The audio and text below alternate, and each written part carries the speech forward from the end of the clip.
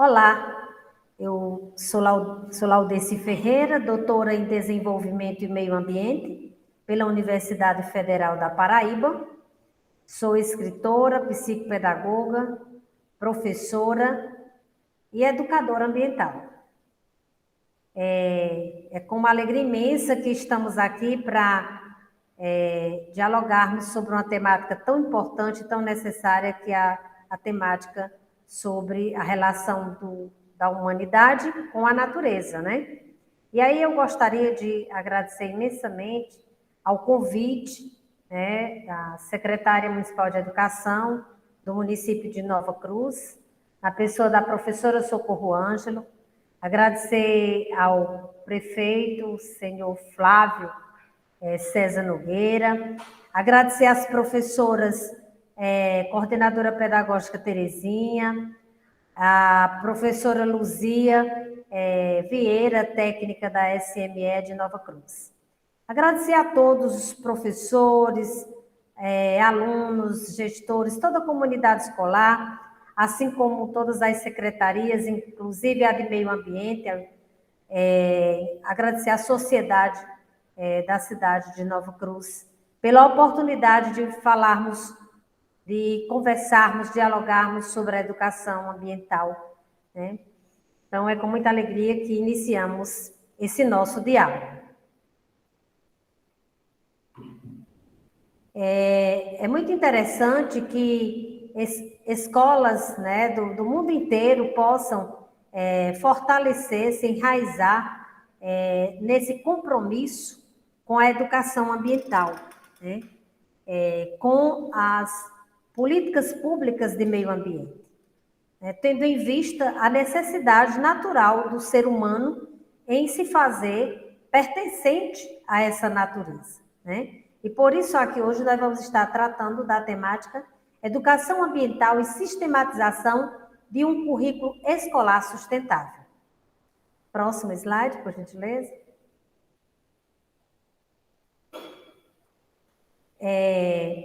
Para nós darmos continuidade à discussão de uma temática tão importante como esta,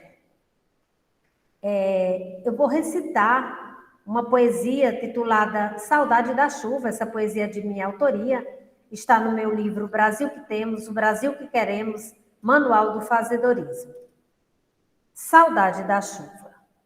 Oh, que saudade da chuva, do verde da plantação.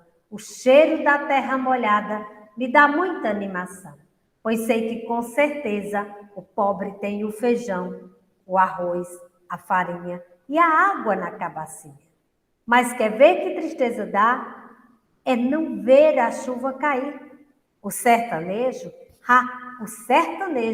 sente no coração um aperto e clama ao santo protetor que mande chuva para esse povo sonhador, para esse povo sofredor, para esse povo sonhador. Saudade da chuva.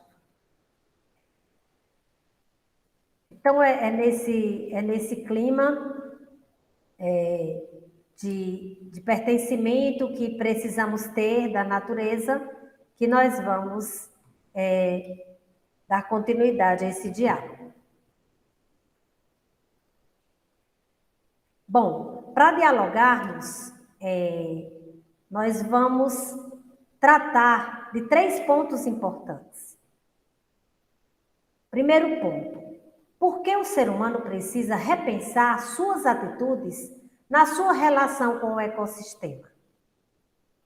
Esse é um ponto que requer que nós, seres humanos, repensemos diariamente, o dia todo dia, né, sobre essa relação com esse ecossistema, que nos aparece de uma forma tão necessária de cuidados, né? De uma forma onde a degradação e a poluição vêm, assim, fazer um chamado, né, para que o homem repense. Aí, o outro ponto, nós vamos tratar sobre o que diz a legislação socioambiental e educacional sobre a relação humana com a natureza. E o terceiro e último ponto, dicas de otimização das ações humanas e o currículo escolar na perspectiva da sustentabilidade social, ambiental e educacional.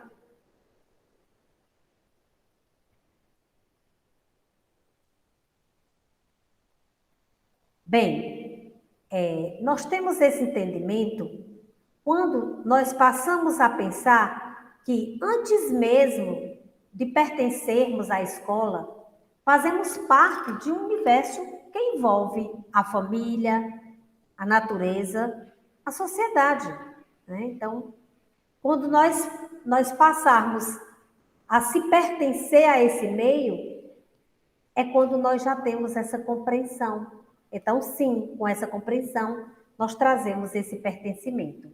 É o fortalecimento de que nossas ações, elas são parte do meio ambiente. Para isso, eu fui beber na fonte, fui comungar, né, de um diálogo com o grande estudioso, filósofo, professor, educador Edgar Morin, que no seu livro Método nos traz uma reflexão, um chamamento muito importante, necessário para todo ser humano em qualquer lugar do planeta. Ele diz o seguinte: o todo só funciona como todo se as partes funcionarem como partes. O todo está na parte, assim como a parte está no todo. Então, mergulhando nesse sentido de responsabilidade compartilhada, desse todo para as partes e da parte para o todo, que nós estamos nos apropriando desse pertencimento, né? Desse pertencimento de uma esfera em que a educação ambiental, né, tanto na sua parte formal como não formal, ela nos traga essa consciência, né, para que nós nos tornemos seres conscientes de nossas ações, e aí nós vamos estar buscando a sustentabilidade da educação ambiental.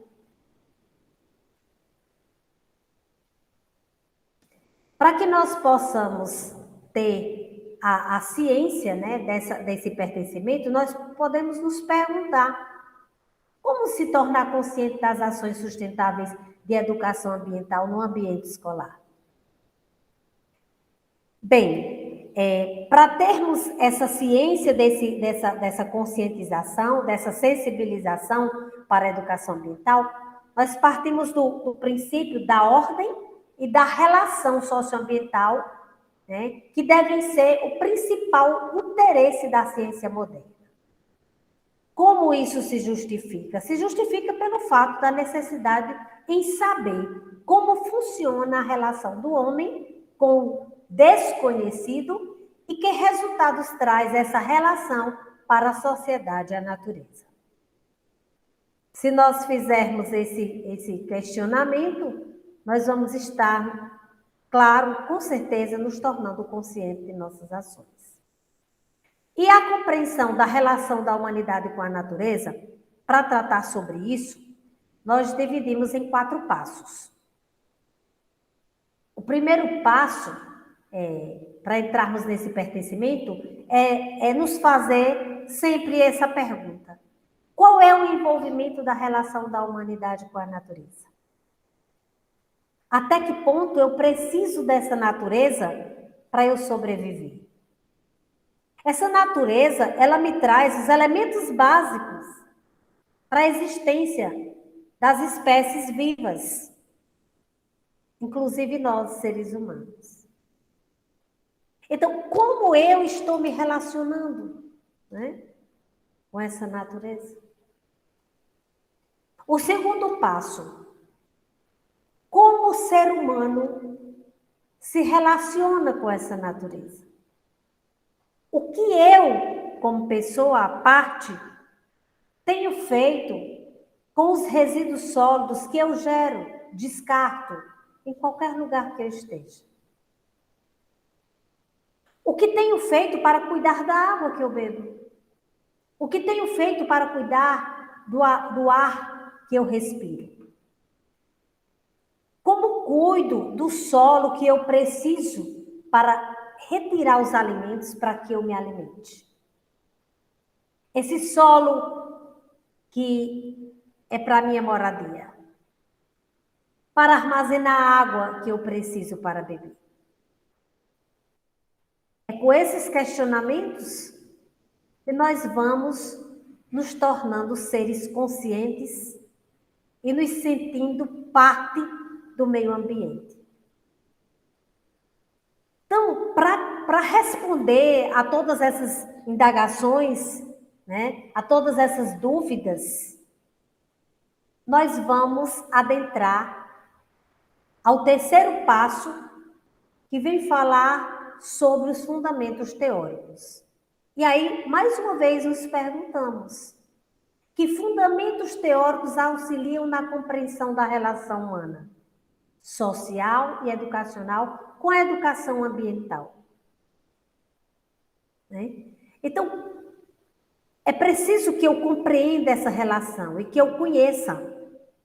Já dizia Edgar Morin, volto mais uma vez a citar Edgar Morin, quando ele escreveu no seu livro Os 7 Saberes Necessários para a Educação do Futuro, ele traz como pilar principal o conhecer.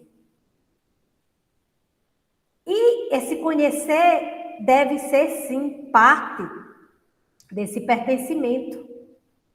Porque como eu posso agir sem conhecer? Aí o meu agir, ele não vai ter resultados sustentáveis como nós gostaríamos que tivesse.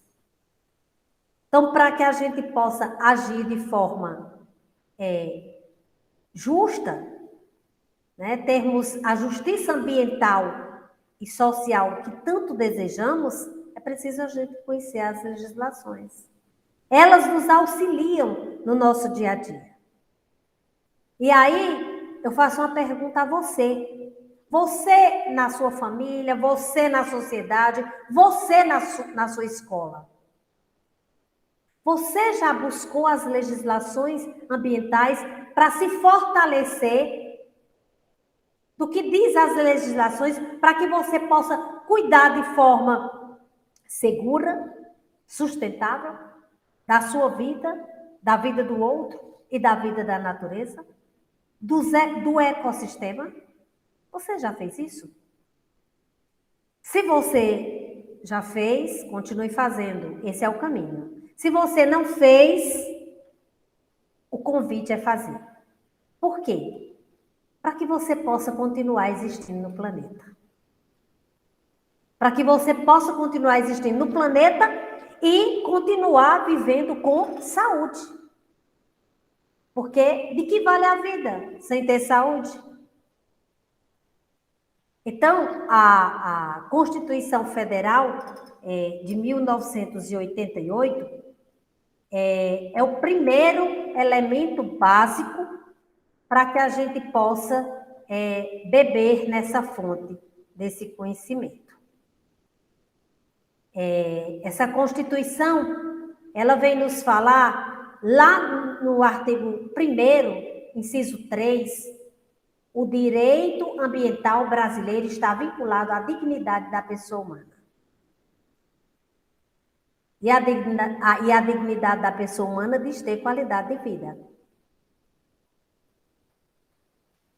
O artigo 23 diz: garantir o acesso a informações previsto no inciso 33 do artigo 5º.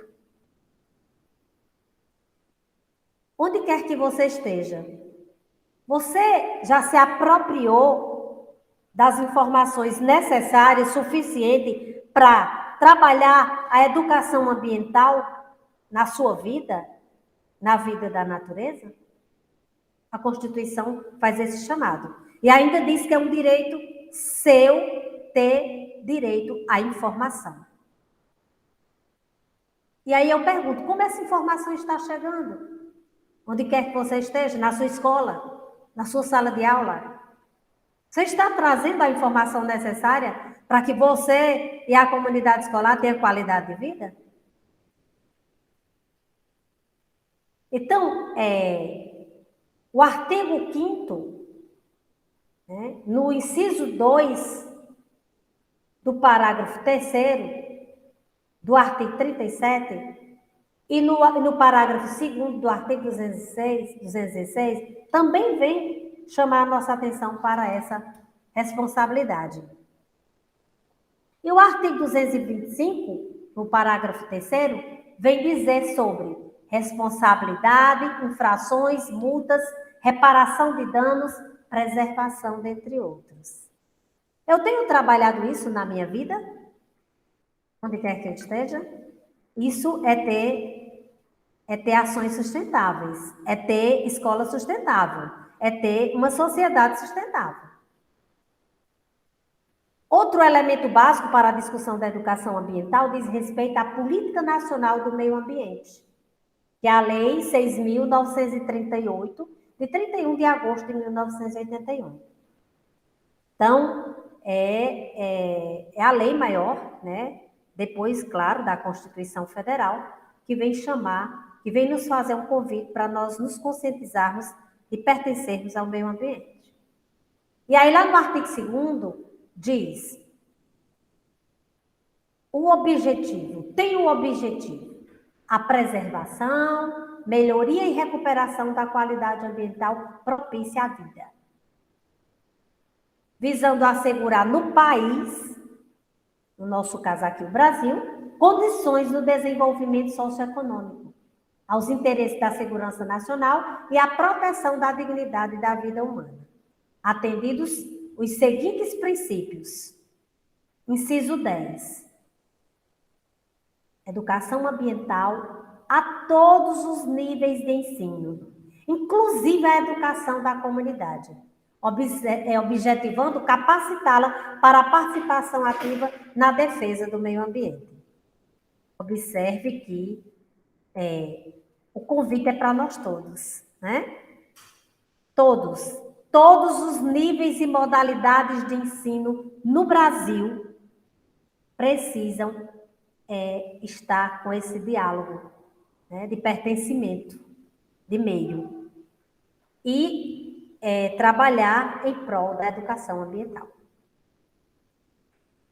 Também nós vamos buscar a Política Nacional de Educação Ambiental, que é a PNEA, de 27 de abril de 1999, por meio da Lei 9.795, que nos seus artigos 2º, 3º, artigo 10, 11, 12, dentre outros, né? São 21 artigos esta lei, e ela traz mais precisamente essa reflexão desses artigos já citados, onde também no artigo 2º ela diz: a educação ambiental é um componente essencial e permanente da educação nacional, devendo estar presente de forma articulada em todos os níveis e modalidades do processo educativo, em caráter formal e não formal.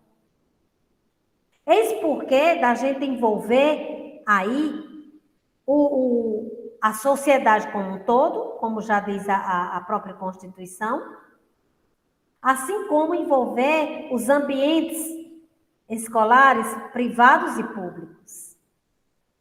Toda escola, pública ou privada, é convidada a desenvolver programas de educação ambiental, próprio chamamento, né, que a lei faz. Então, essa mesma política nacional de educação ambiental, ela vem trazer lá no seu artigo 3º, ela vem dizer, ela já disse onde é que é para ela estar, agora ela vem dizer quem é que é convidado, né, a se envolver, sentir-se parte do processo educativo, né, de uma forma mais ampla, onde todos têm o direito à educação ambiental. Todos. E aí, lá no inciso 1 desse artigo 3º, ele fala da responsabilidade, né, do poder público. Ao poder público né, nos termos dos artigos 205 e 225 da Constituição Federal de 1988, define políticas públicas que incorporem a dimensão ambiental. Promover a educação ambiental em todos os níveis de ensino e o engajamento da sociedade na conservação, recuperação e memória do meio ambiente. Observem a responsabilidade do poder público. Todos têm uma responsabilidade. A responsabilidade deve ser compartilhada para que a sustentabilidade aconteça, onde quer que estejamos e com quem quer que estejamos. E aí, lá no inciso 2, ele vem chamar a responsabilidade para as instituições educativas, escolas, né? Promover a educação ambiental de maneira integrada aos programas educacionais que desenvolvem. E lá no artigo, no inciso 3, aos órgãos integrantes do Sistema Nacional de Meio Ambiente, o SISNAMA. Você, professor, você, comunidade escolar, já tratou do SISNAMA, do Sistema Nacional de Meio Ambiente, com seus alunos? Já fez essa discussão para eles saberem que existe um parâmetro, um limite para as ações, para as suas ações? Isso é muito importante, né? A gente saber quem é que cuida de tudo isso e como recorrer, onde recorrer, para que na hora que a gente precisa, a gente saber o que fazer de forma sustentável, né? Então, o SISNAMA vem promover as ações de educação ambiental integradas aos programas de conservação, recuperação e melhoria do meio ambiente, inclusive a nós, seres humanos. E lá no inciso 4, ele vem falar aos meios de comunicação de massa. O que é que esse inciso, esse artigo vem falar da comunicação de massa, dos meios de comunicação de massa? Colaborar de maneira ativa e permanente na disseminação de informações e práticas educativas sobre meio ambiente e incorporar a dimensão ambiental em sua programação. E aí, você, sociedade, você, escola, já fez isso? Já foi até uma rádio, um jornal, uma TV, uma revista na sua cidade e já chamou para fazer essa parceria que o artigo 3º da Política Nacional de Educação Ambiental traz e diz? Se não fez, vamos fazer. É muito gostosa essa parceria, eu já fiz. Eu já fiz em ambientes escolares, eu já fiz em ambientes sociais, outros sociais, e é muito bacana isso, viu? E é muito importante. É uma forma de disseminar esse conhecimento tão necessário à qualidade de vida de todas as espécies vivas. Lá no inciso 4, aliás, lá no inciso 5, para quem é a responsabilidade, para quem é o convite? Às empresas, entidades de classe, instituições públicas e privadas. Promover programas destinados à capacitação dos trabalhadores, visando a melhoria e ao controle efetivo sobre o ambiente de trabalho, bem como sobre as repercussões do processo produtivo no meio ambiente. Você já imaginou quando as escolas e as empresas, né, as entidades de classe, as instituições públicas e privadas, tiverem acesso a essas informações, como diz a lei, sobre uma educação ambiental sustentável, sobre o que é o meio ambiente? Você já imaginou que planeta nós teremos? Eu me vejo pensando que nós teremos um planeta bem inicial, lá nos planos do Criador do planeta, porque eu acredito em Deus, né? Eu acredito que se trouxer, eu acho que nós vamos ter essa qualidade de vida, né, que esses seres que chegaram inicialmente, que tinham consciência desse meio ambiente, fizeram, né? Então, é preciso retomar essa reflexão desse passado inicial de quando Deus criou esse mundo tão perfeito, né? E o sexto, aliás, o inciso 6, o chamado à sociedade como um todo. Manter a atenção permanente à formação de valores, atitudes e habilidades que propiciem a atuação individual e coletiva, voltada para a prevenção, a identificação e a solução. Então, esse é um chamado muito importante que a política nacional de educação ambiental traz para nós. Ainda dentro dessa Política Nacional de Educação Ambiental, o artigo 10.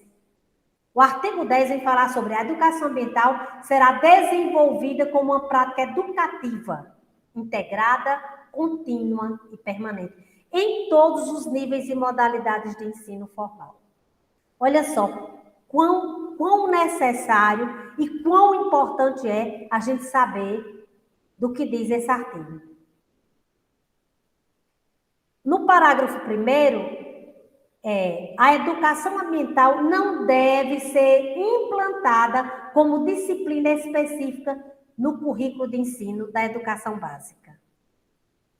Mas ela deve ser implantada de forma intermulti e transdisciplinar. Por quê? Por que ela não deve ser implantada em uma disciplina?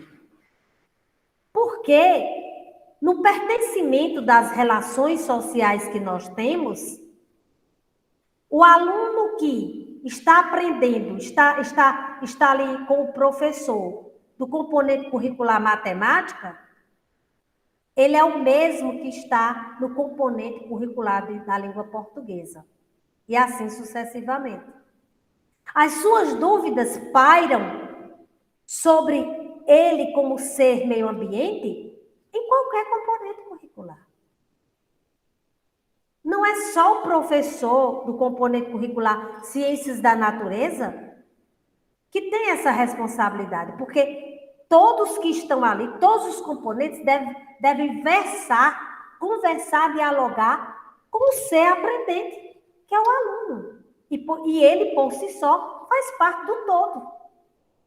Por isso que nunca essa parte e esse todo estão separados, estão dissociados. É isso porque não deve ser como disciplina. Lá no parágrafo 2º diz: nos cursos de pós-graduação, extensão e nas áreas voltadas ao aspecto metodológico da educação ambiental, quando se fizer necessário, é facultada a criação da disciplina específica. Por quê? Porque lá nesse outro, na pós-graduação, nós vamos já estar discutindo uma educação ambiental de forma específica. E não necessária, e não geral, como deve ser. Lá no parágrafo 3º, nos cursos de formação e especialização de técnico profissional em todos os níveis, né, deve ser incorporado conteúdo que trate da ética ambiental nas atividades profissionais a serem desenvolvidas. Então, isso fica muito claro para nós da nossa responsabilidade enquanto interdisciplinar. No artigo 11, a dimensão ambiental deve constar dos currículos de formação de professores em todos os níveis e em todas as disciplinas. Aí, o parágrafo único diz: os professores em atividade devem receber formação complementar em suas áreas de atuação com o propósito de atender adequadamente o cumprimento dos princípios e objetivos da Política Nacional de Educação Ambiental. E aí, para a gente executar esse artigo 11, nós sabemos que é preciso, já no PPP da escola, né, no Projeto Político Pedagógico, assim como dentro da missão das entidades, das empresas, né, das instituições, já colocarem, né, já inserirem, né, o conhecimento básico, né, da educação ambiental, do meio ambiente, né? Então, porque muito tempo nós consideramos que meio ambiente era só o ecossistema ali, tipo os meios físicos, como água, ar, solo, né?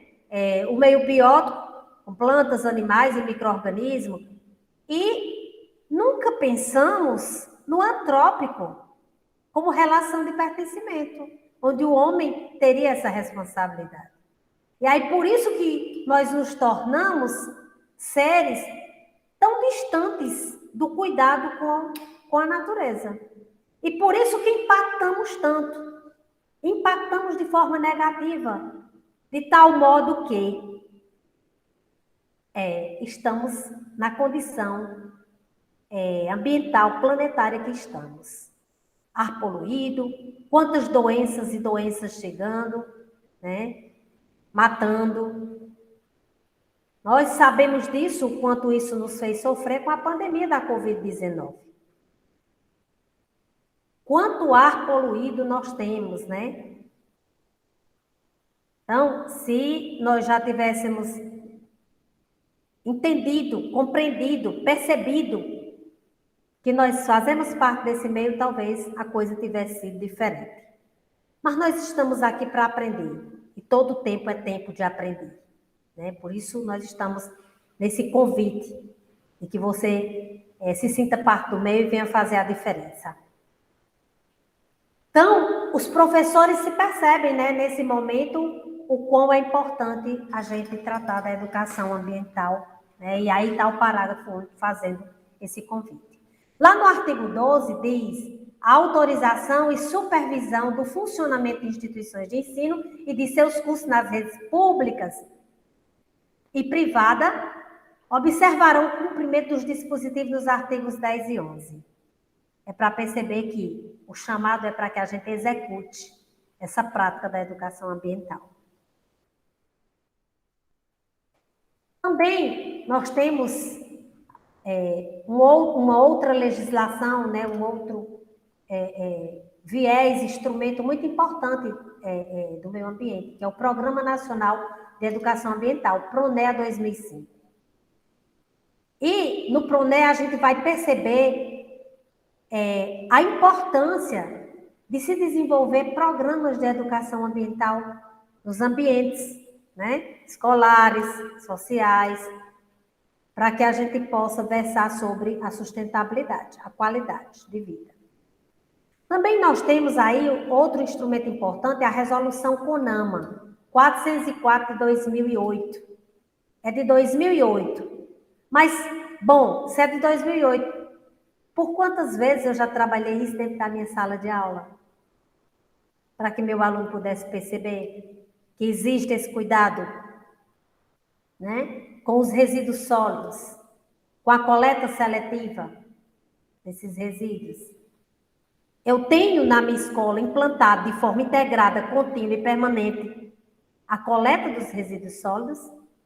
Por que a gente trata aqui dos resíduos sólidos? Por que a gente traz a Política Nacional dos Resíduos Sólidos, que é a Lei 12.305, de 2 de agosto de 2010, para versar sobre isso? Porque sabemos que os resíduos sólidos são elementos que muito impactam negativamente para a degradação e a poluição ambiental. Nós sabemos que a coleta seletiva, ela não deve ser trabalhada de forma pontual. Na semana do meio ambiente eu vou trabalhar a coleta seletiva, em casa e na escola. Na semana da árvore eu vou trabalhar a educação ambiental sobre como cuidar das árvores. Não é isso. Isso não é executar a Política Nacional de Educação Ambiental. Isso é trazer ações pontuais e que não resolve. Por que não resolve? Porque todo dia eu estou poluindo, todo dia eu estou degradando, todo dia eu estou gerando resíduos. Todo dia eu estou descartando resíduos sólidos, líquidos. Então, por isso que tem que ser diariamente. E aí nós vamos também comungar com um programa muito importante também, Programa Nacional Escolas Sustentáveis. Que é esse programa do governo federal, né, de 2013, que deveria estar implantado em todas as escolas, né, em todos os estados brasileiros.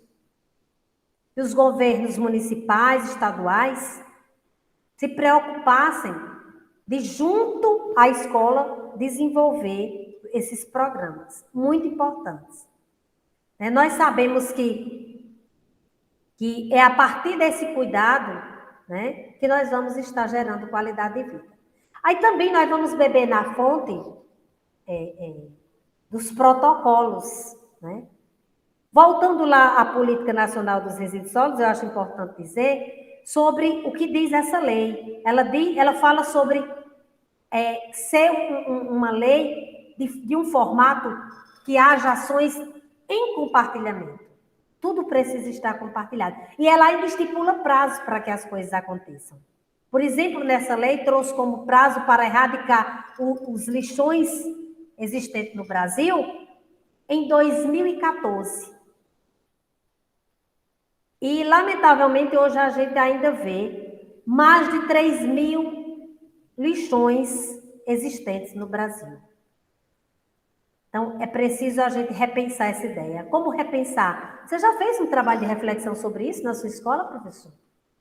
Você já fez aí na sua casa, lá na sua empresa, um trabalho sobre isso? Isso é muito importante. Então, nós vamos buscar também fundamentos para trabalhar essa educação ambiental de forma sustentável, para termos um currículo escolar sustentável, lá nos protocolos, né? Os protocolos são instrumentos que fazem valer o compromisso de países, né, para que possa melhorar a qualidade de vida humana e ambiental. Né? Então, nós temos vários protocolos distribuídos aí no país, no Brasil e no mundo. Né? E esses protocolos vão estar versando justamente sobre os meios físicos, né? O solo, o ar e a água, o meio biótico, flora, fauna e micro-organismos, e o meio antrópico, o homem. E que depende de políticas públicas, né, socioambientais estabelecidas para que se firme esses acordos, né, através das convenções. E esses documentos internacionais de cooperação, eles são considerados relevantes para a saúde humana, né, para a qualidade do meio ambiente como um todo. A exemplo do protocolo de Aarhus, né, que vem tratar sobre os metais pesados, do protocolo de Estocolmo, que vem tratar de pesticidas, né, persistentes, que nós damos um nome popular de POPs, né,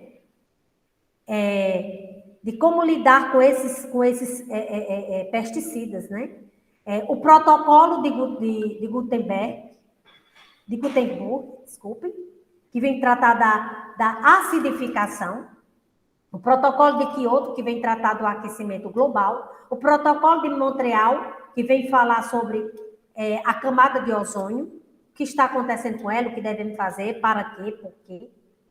E a Convenção de Roterdã, né, que é o que nós titulamos de PIC, né, que é o consentimento prévio de informações, né, de substâncias químicas e agrotóxicos, né? Então, são muitos instrumentos que nós já temos de uma forma planetária, de uma forma regional e nacional, para que a gente possa trabalhar. E aí o nosso passo 4 e último deve falar das relações da educação ambiental, né? Como parte das necessidades locais, regionais, né?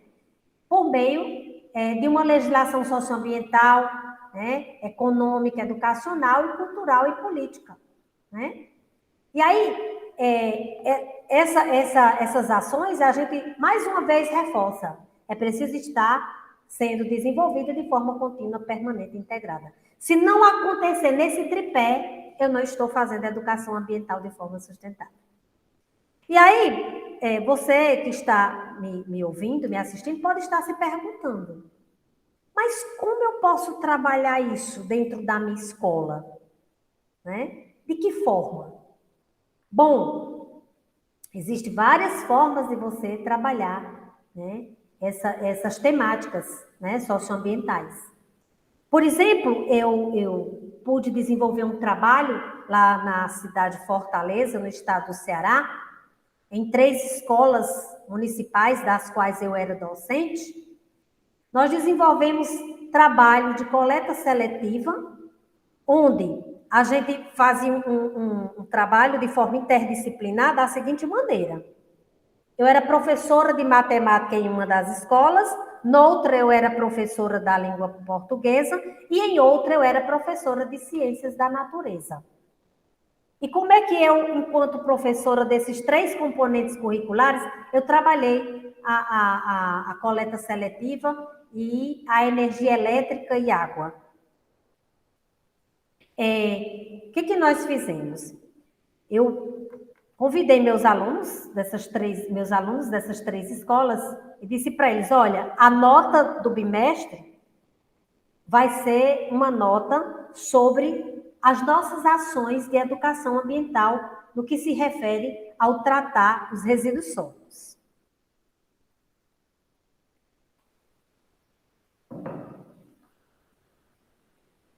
E aí,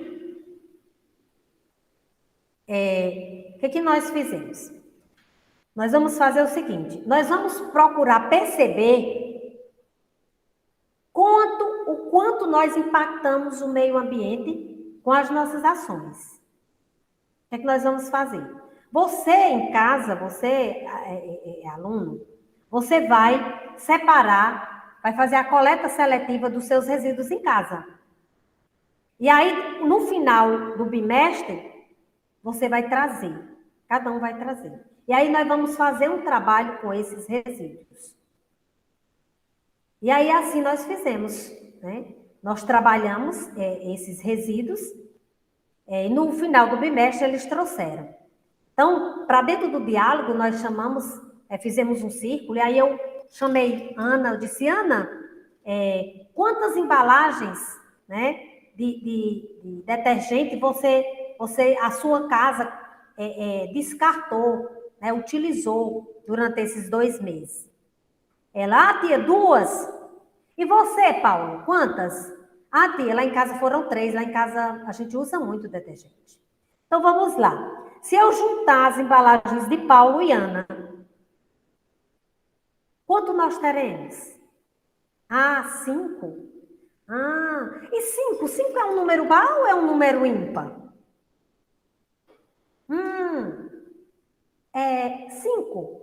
Como é que eu entendo 5 de forma ordinal? Né? Vamos pegar as garrafas. Primeira garrafa, segunda garrafa, terceira garrafa, quarta garrafa, quinta garrafa. E assim a gente trabalhou a matemática. Depois nós computamos, nós fomos buscar, monitorar e avaliar esses resultados. O que nós fizemos? Fomos contar lá na língua portuguesa a história de tudo isso, como aconteceu. Como é que sua família pode perceber essa separação desses resíduos em sua casa? Né? Que entendimento elas têm disso? E por que você precisa fazer a coleta seletiva? Para quê? Né? Então, essas reflexões nós fomos trabalhar em um texto. Depois que cada um escreveu sua história, nós fomos estudar os verbos dentro daquele texto. Nós fomos estudar os substantivos. Nós fomos estudar o artigo, numeral, enfim. E lá nas ciências, nós trabalhamos como ela acontece de fato, né? Os impactos ambientais. Né? Se polui, se não polui, o que degrada, o que não degrada. E aí, para atender de forma econômica, né? Ou seja, atendermos a uma sustentabilidade econômica, nós ainda partimos do princípio de que nós pegamos parte daqueles resíduos e doamos para a Associação de Catadores de Resíduos Sólidos. E o restante nós vendemos para a usina que compra resíduos e investimos na escola em compra de material pedagógico. Ou seja, nós geramos emprego, geramos renda, evitamos que aqueles materiais fossem para a natureza, para degradar, para poluir, né? Que tivesse mais dióxido de carbono no ar para poluir, para trazer doenças, enfim, metano, né? Porque com a decomposição desses resíduos todos, né, há uma emissão muito grande desses gases que vem cada vez mais afetar a camada de ozônio, né? E cada vez mais avançar aí essa poluição, né? Então, é dessa maneira que nós trabalhamos. Nós fizemos um trabalho interessante também, né, nas escolas de Fortaleza, por exemplo, na Escola Municipal Aritsá Cavalcante, na Escola Professora Vânia Neves, na Escola Papa João 23, de onde eu fui docente também, um trabalho interessante com a conta de energia e a conta d'água. Né? Nós passamos a fazer todo esse monitoramento. Como?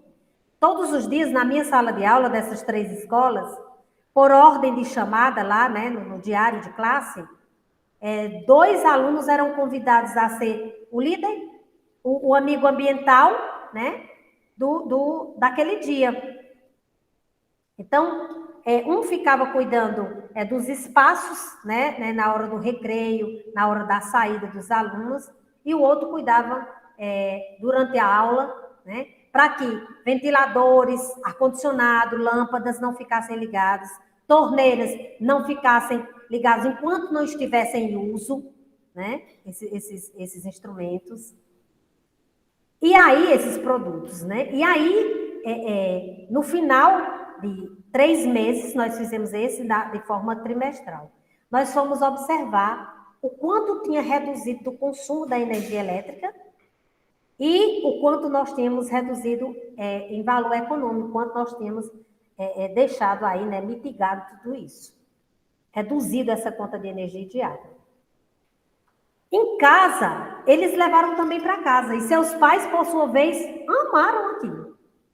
Poxa, teve aluno que depois foi dar o seu depoimento, né, no momento geral dentro da escola, no momento da acolhida, foi. E todos os dias a gente tratava disso antes de entrar, viu? Aliás, antes de começar a aula. Ainda no pátio, para a recepção dos alunos, a gente já dava a dica do dia.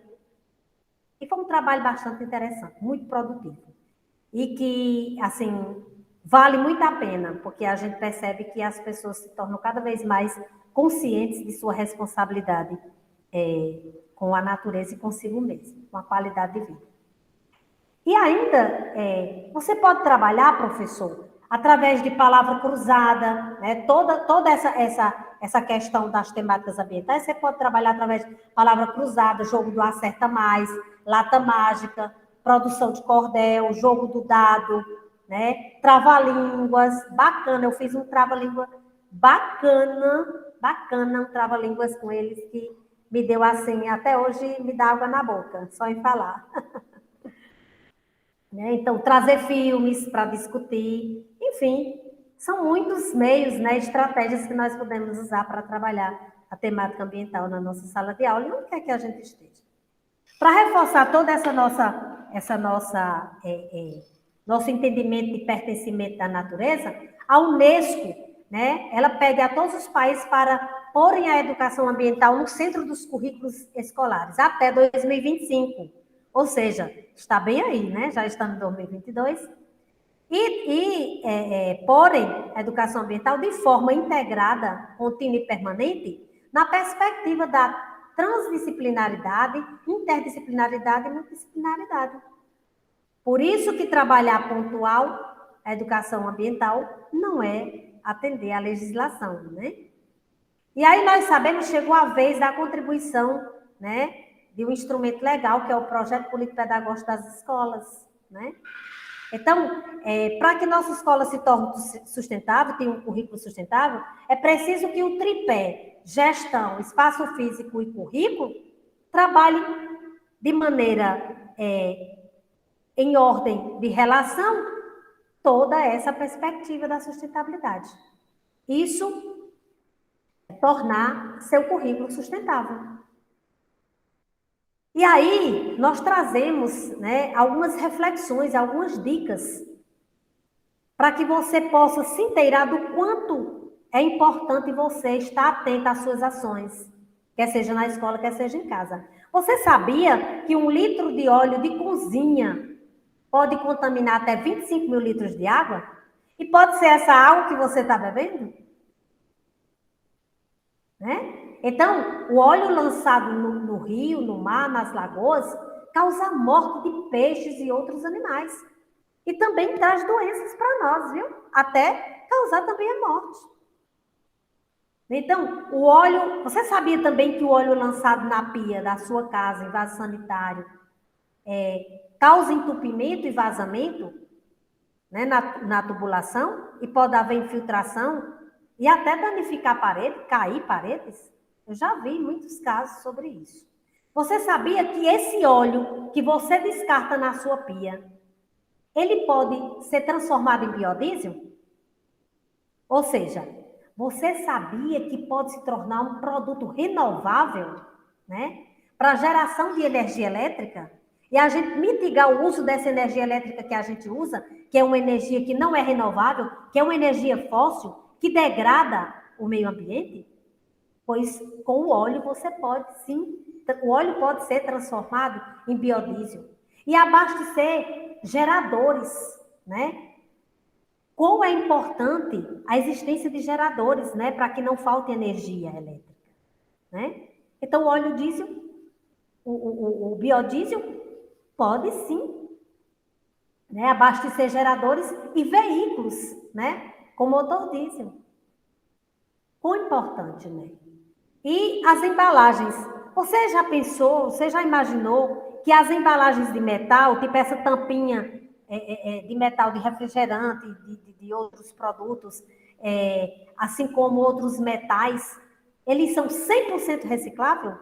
E se você reciclasse, estaria evitando o desperdício da matéria-prima?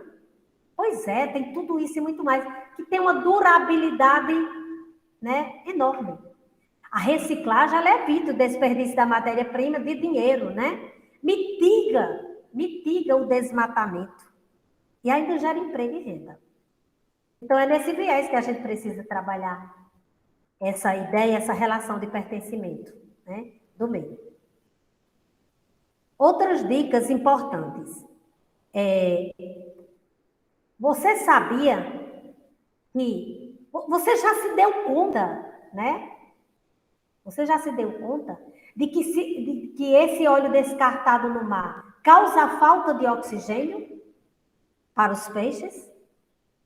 O óleo, você já se deu conta de que esse óleo ele não se dissolve na água? E você sabe quem descartou esse óleo? Por quê e para quê?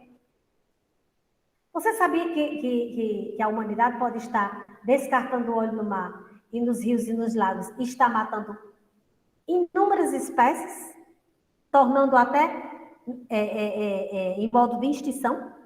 Você sabia? Então, isso é uma forma da gente refletir sobre as nossas ações. Observem aqui essa tartaruga, né? Ela engolindo aí um material plástico, né? Os resíduos que você descarta de forma inadequada vai parar nos rios, nos lagos, no mar, né? E mais de 100 mil espécies de animais marinhos são mortos. Então, como mudar isso? Somente por meio de nossas ações, as ações da humanidade. Então, óleo no mar, nos rios, não. Mar não é lixeiro, não é isso? E aí nós vemos também, mostrando aqui a nossa realidade em nossa casa.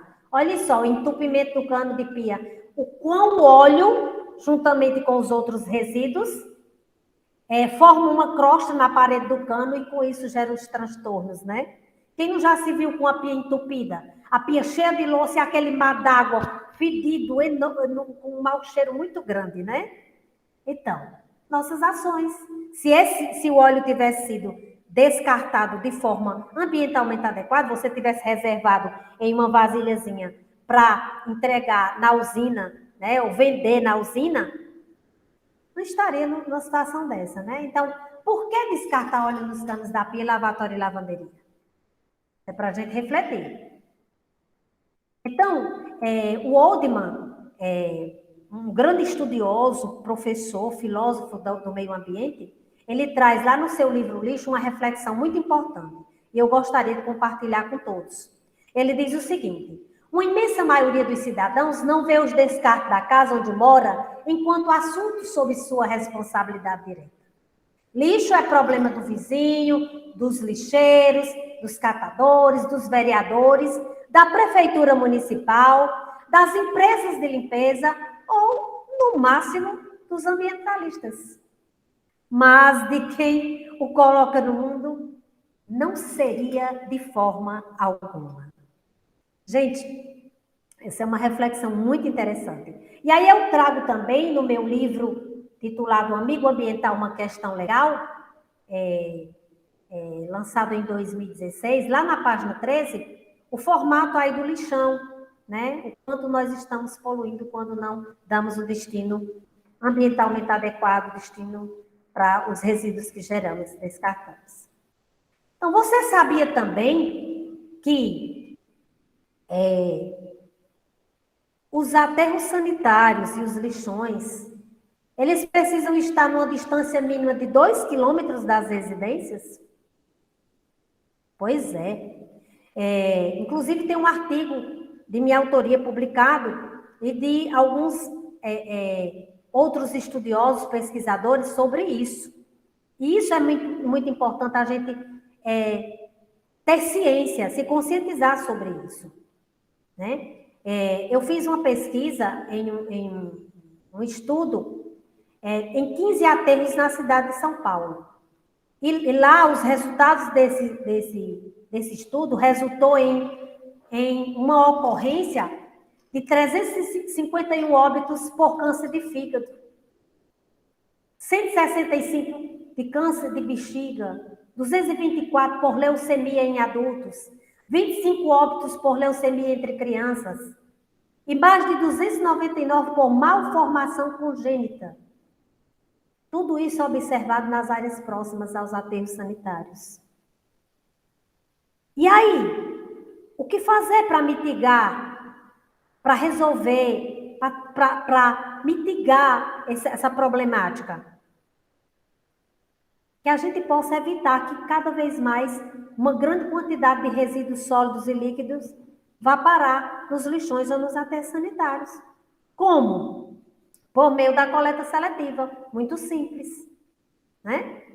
Então, essa é uma contribuição muito importante para que a gente se torne consciente dessa percepção de relação e de pertencimento do meio.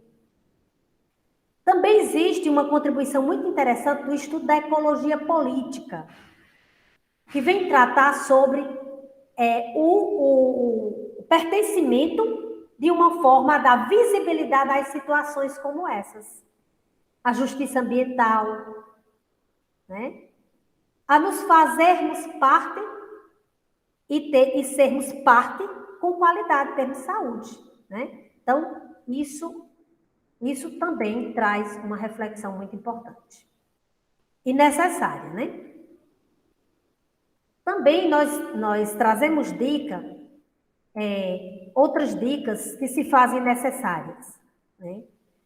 Nós trazemos dicas de como nos se apropriar dessa dinâmica, né? Eu, enquanto ser humano, e a natureza enquanto natureza, uma pertencendo à outra, uma se sentindo com a outra, né? E aí nós vamos falar do desmatamento. Você sabia que são necessárias 11 árvores para produzir 1 tonelada de papel? Você sabia que o consumo brasileiro é de 44 quilos por ano? Ou seja, cada um de nós consome em média meia árvore por ano? E você sabia que essa realidade podia mudar para a gente não estar desmatando, né? Degradando tanto o meio ambiente? Como? Fazendo a reciclagem do papel que nós usamos. Então, essa é uma outra dica muito importante para que nós possamos sentir parte desse meio.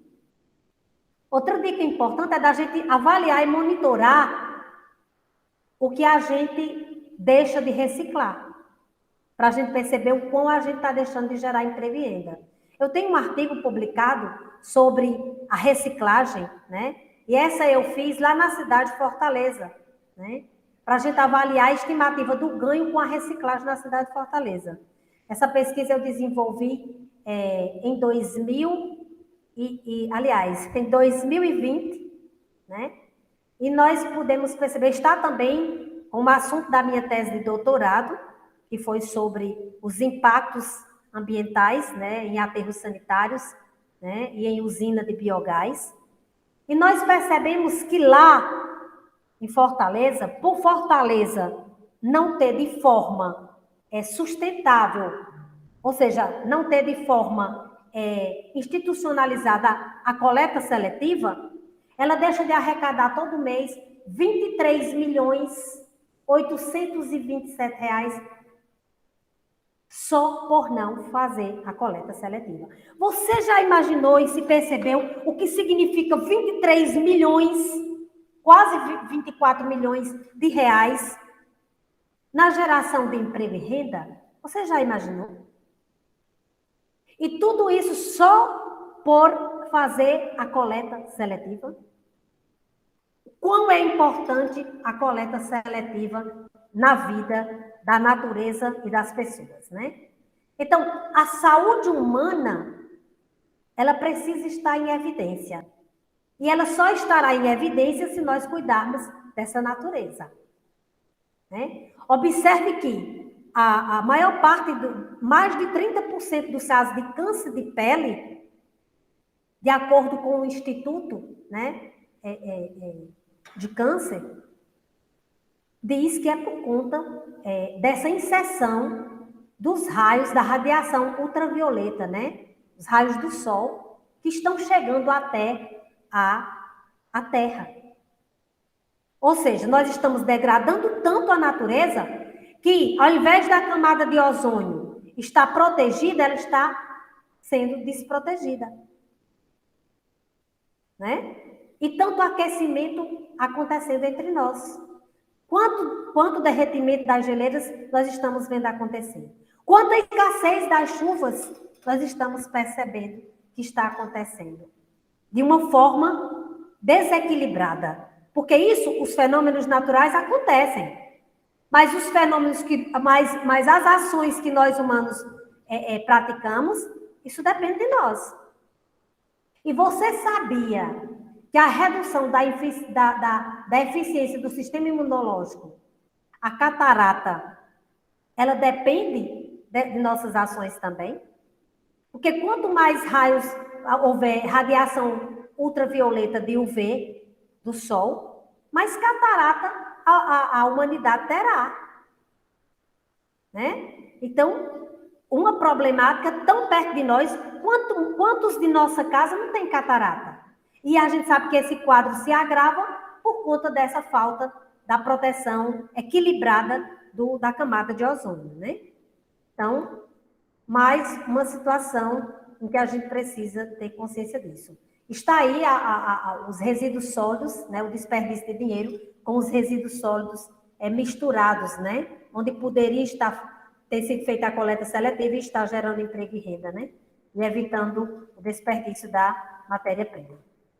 Então, essa é uma tabela de decomposição da natureza, onde nós vamos perceber que o cigarro, para se decompor, né, a bituca de cigarro, são mais de 5 anos, a garrafa PET, mais de 100 anos, né, o vidro, 1 milhão de anos, a sacola plástica, de 100 a 400 anos, a lata de alumínio, mais de 100 anos, o pneu, tempo indeterminado. Né? Então, precisamos dar um destino final a essas embalagens para que nós façamos uma educação ambiental de forma sustentável. Então, outra situação bastante interessante que é preciso a gente se perceber é de que precisamos tratar os catadores de resíduos sólidos, esses guerreiros ambientais, eu chamo de guerreiros ambientais, tratar de uma forma digna. A própria Política Nacional dos Resíduos Sólidos traz essa condição, né, de como a gente tratar. Para isso, para a gente fazer essa relação entre nós e os catadores de resíduos sólidos, eu pergunto para você. Você gostaria de chegar lá no lixo que está na calçada, coletado na calçada da sua vizinha, e abrir o lixo para catar alguma coisa para a sua sobrevivência, ou buscar resíduos sólidos que ainda dê para aproveitar, para poder vender e sobreviver?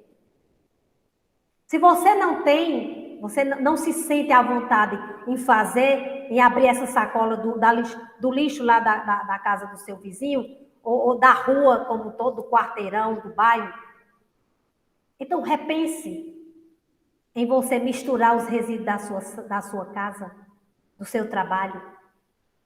Repense essa sua ação. Veja que eles precisam também ter dignidade, né? Observem que os catadores, eles estão aí catando nos lixões, em meios a tantos vetores, né? Urubus, ratos, baratas, né? Insetos. Então, cadê o direito do catador? Você queria isso para você? Você queria ser o catador de hoje? Porque eu sonho com um catador de amanhã, um catador diferente. Um catador onde ele tenha dignidade. E você, sonha também? Então vamos lá, né? Fazer a coleta seletiva de nossos resíduos, onde quer que estejamos. E aí eu trouxe só um pouquinho dessa... aqui é uma imagem também, lá do meu livro, O Amigo Ambiental, Uma Questão Legal, onde nós vamos trazer a dica, mostrar, né, qual a diferença do aterro sanitário e do lixão, né? Onde o aterro sanitário, ele vai degradar muito menos o meio ambiente por conta de sua manta, né? Uma manta que tem uma espessura destinada a impermear, né, tanto o chorume, né, que é um líquido poluente, muito poluente, né? E erradicar os lixões, porque não dá mais para conviver com essa realidade, né?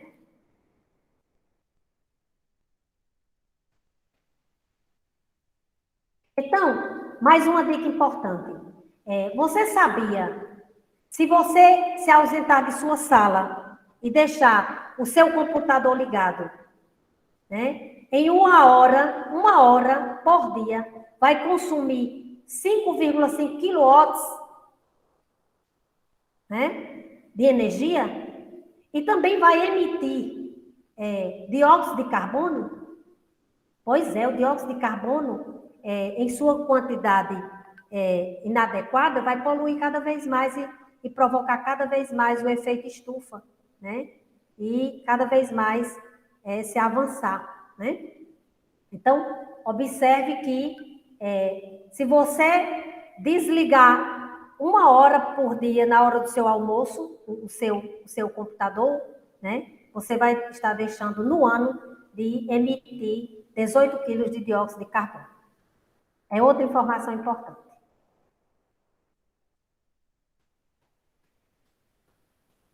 Então, uma reflexão para nós. Quem não monitora os problemas que deve resolver e o resultado das ações com as quais pretende enfrentá-los, não sabe o que acontece por conta do seu agir, nem que mudanças provocou com sua ação.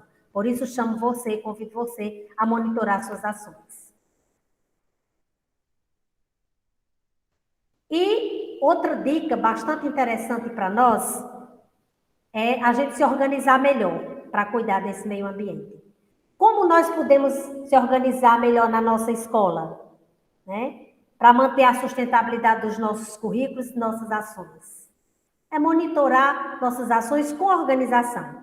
Nós podemos formar um grupo de pessoas que nós podemos chamar de comitê, né, municipal de educação ambiental, e os comitês escolares de educação ambiental, e a gente avaliar e monitorar nossas ações. E como nós podemos monitorar nossas ações? Através da aplicação de uma matriz de indicadores de avaliação de educação ambiental na escola.